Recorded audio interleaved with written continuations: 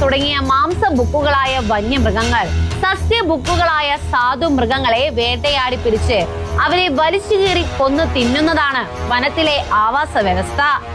ഇതിൽ പുലിയടക്കമുള്ള മൃഗങ്ങൾ കർഷകരുടെ വളർത്തുമൃഗങ്ങളെ കൊന്നു തിന്നാൻ കൊടും കാടുകൾ വിട്ട് നാട്ടിലേക്ക് ഇറങ്ങുമ്പോൾ അവ പതുങ്ങിക്കിടക്കുന്നത് മനുഷ്യവാസ മേഖലയിലെ ചെറിയ കുറ്റിക്കാടുകളിലാണ്.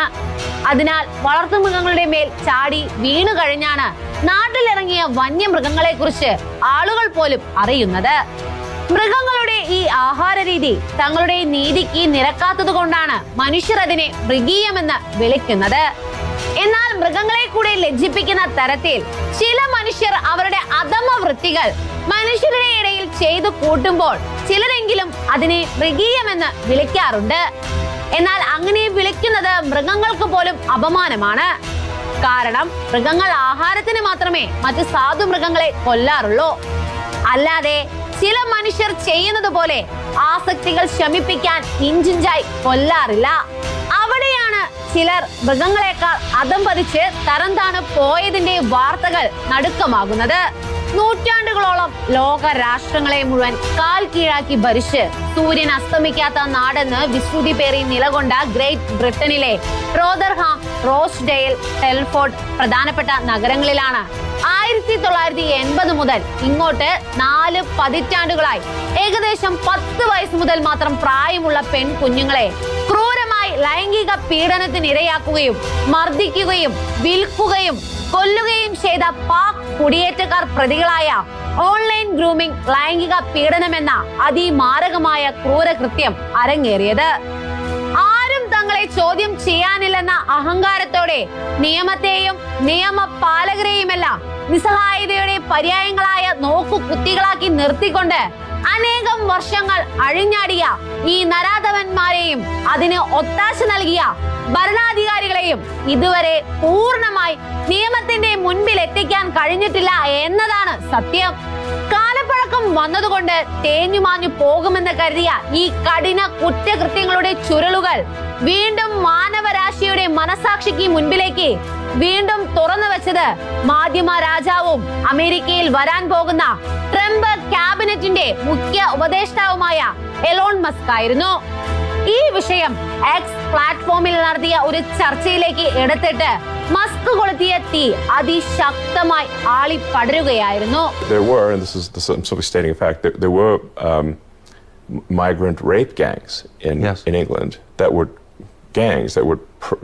run around and prey on young girls, gang rape them, and some people found that objectionable, which obviously it should be objectionable, and they were upset about that, and so they complained about it online and were sent to prison.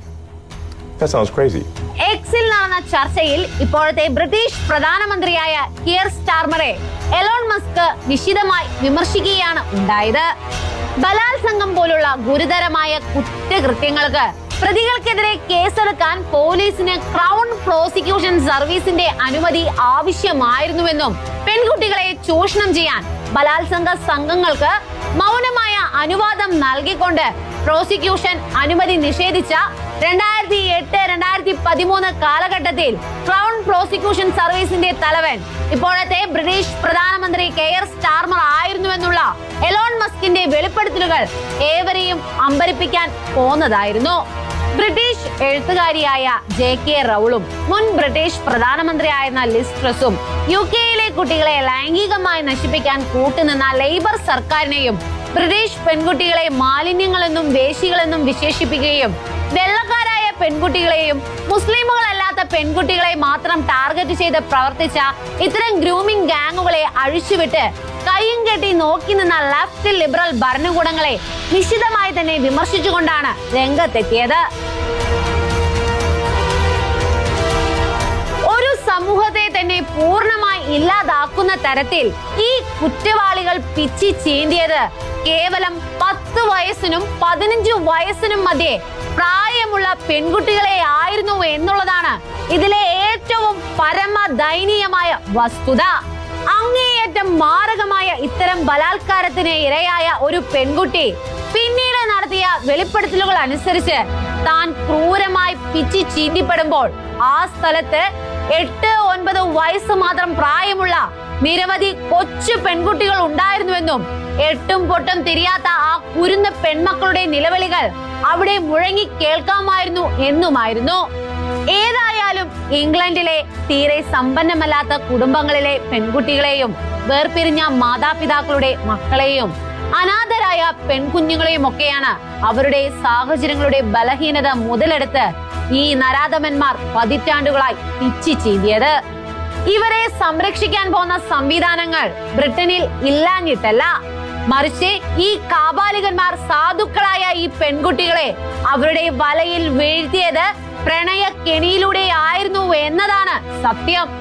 ഈ പെൺകുട്ടികളെ focus ചെയ്യത്തക്ക നിലയിൽ taxi ഡ്രൈവർമാരായും delivery ബോയ്സുമായൊക്കെ വേഷമിട്ടെത്തുന്ന ഇവർ ആകർഷണീയമായ വാഗ്ദാനങ്ങൾ നൽകി ഇവരെ വലയിൽ വീഴ്ത്തി ഇവരെ മെല്ലെ ഗ്രൂം ചെയ്ത് വശംവദരാക്കുകയാണ് പതിവ്.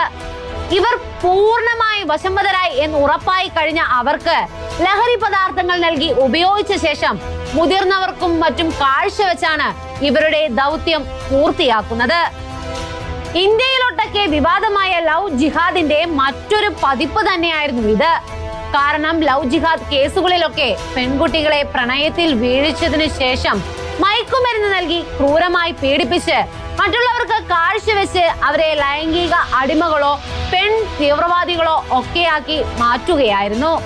ഇവിടത്തെ രാഷ്ട്രീയ നേതാക്കന്മാരിൽ മതതിമിരം ബാധിക്കാത്ത ഘനശാലികളായ ചിലർ ലവ് ജിഹാദ് പ്രണയക്കെണിയെ സമ്മതിച്ചപ്പോൾ ആ വാദഗതികൾക്ക് ക്രെഡിബിലിറ്റി ഇല്ലെന്ന് പറഞ്ഞ് ഇവിടത്തെ ഇടത് വലത് രാഷ്ട്രീയ കക്ഷികളൊന്നും അത് അംഗീകരിക്കാൻ തയ്യാറായിരുന്നില്ല. ആ സാഹചര്യം ഇപ്പോഴും തുടരുകയാണ്. അതുതന്നെയാണ് ബ്രിട്ടനിലും സംഭവിച്ചത്.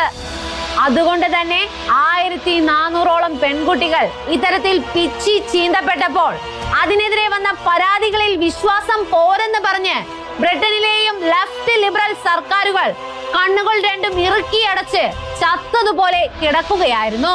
പരാതി പറഞ്ഞ പെൺകുട്ടികൾ തെളിവുകൾ ഹാജരാക്കിയിട്ട് പോലും അത് അംഗീകരിക്കാതെ അവരെ വീണ്ടും പിച്ചി ചീന്തിയ സംഭവങ്ങളും ഉണ്ടായി. ഇതിൽ ചില പ്രതികൾ 11 വയസ്സുള്ള പെൺകുട്ടികളുമായി സെക്സിൽ ഏർപ്പെടുന്നത് തങ്ങളുടെ രാജ്യത്ത് അനുവദനീയമാണെന്ന് കോടതിയിൽ വീരവാദം ഉന്നയിച്ച് തങ്ങളുടെ ക്രൂരതയെ ന്യായീകരിക്കുകയും ഉണ്ടായി.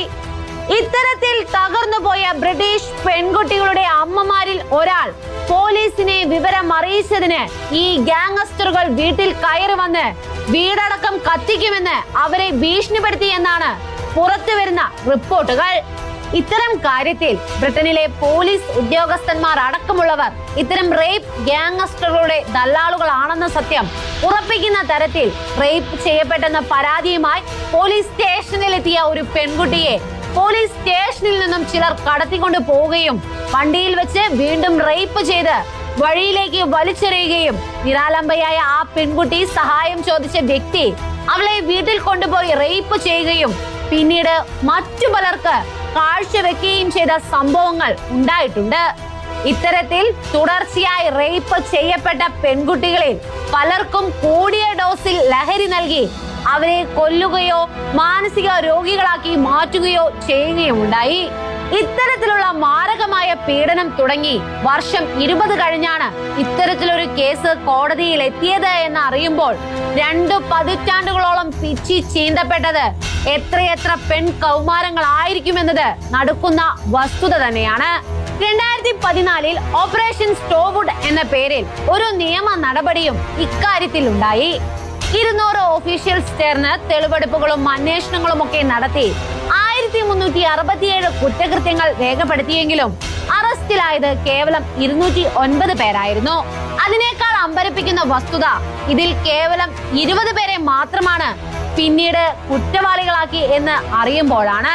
2.5 ലക്ഷം ജനങ്ങൾ മാത്രമുള്ള ഒരു നഗരത്തിൽ നിന്ന് 1500 പെൺകുട്ടികളെ ഇത്തരത്തിൽ ദുരുപയോഗം ചെയ്ത് ഇല്ലാതാക്കുമ്പോൾ അവിടുത്തെ സാമൂഹ്യ സന്തുലന അവസ്ഥ തന്നെ ഇല്ലാതാക്കുവാനുള്ള ഹീനമായ ശ്രമമാണ് ഇവിടെ നടന്നതെന്ന് വ്യക്തം. ഇത്തരം പ്രണയ കെണികളിൽ മാത്രമല്ല ലഹരി കെണികളിലും സംഭവിക്കുന്നത് ഇത് തന്നെയാണ്. ഈ മാരകമായ കുറ്റകൃത്യം ബ്രിട്ടനിൽ പുറത്തു വന്നു. ജർമ്മനി അടക്കമുള്ള ഇതര പാശ്ചാത്യ ക്രൈസ്തവ രാഷ്ട്രങ്ങളിൽ ഇതിന് സമാനമായി നടക്കുന്ന തിന്മകളെ കുറിച്ച് ഇനിയും പുറലോകം അറിഞ്ഞിട്ടില്ല. പോളണ്ടിൽ നടക്കുന്ന ഇത്തരം പീഡനങ്ങൾ ലവർ ബോയ്സ് എന്ന പേരിലാണ് അറിയപ്പെടുന്നത്. ഏതായാലും ബ്രിട്ടനിലെ ഗ്രൂമിംഗ് ലൈംഗിക പീഡന കേസിൽ പുറത്തു വന്ന വിവരങ്ങളും ശിക്ഷിക്കപ്പെട്ടവർക്ക് കോടതിയിൽ നിന്ന് ലഭിച്ച വിധി ന്യായങ്ങളും വെളിപ്പെടുത്തുന്നത് മനുഷ്യർക്കെന്നല്ല മൃഗങ്ങൾക്ക് പോലും ചെയ്യാൻ കഴിയാത്ത തരം ക്രൂരമായ ലൈംഗിക പീഡനങ്ങളാണ്.